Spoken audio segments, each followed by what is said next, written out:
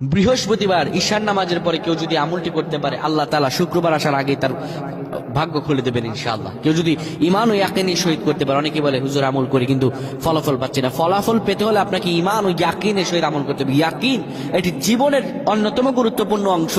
ইয়াকিন ছাড়া যত আমল করা হয় সব আমলগুলো হচ্ছে নসি, কোন আমল আল্লাহর দরবার কবুল হবে না। ইয়াকিন এটি গুরুত্বপূর্ণ অংশ।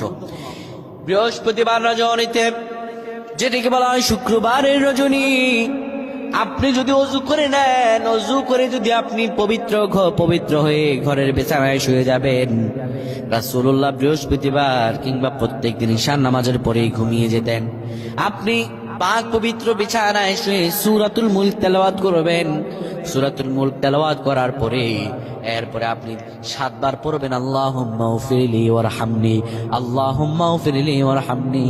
এই পরে দুটি হাতের মধ্যে ফু দিয়ে চেহারায় লাগাবেন। আমার আল্লাহ রাব্বুল আলামিন আপনাকে ক্ষমা করে দিবেন, রিজিকে বৃদ্ধি দান করবেন।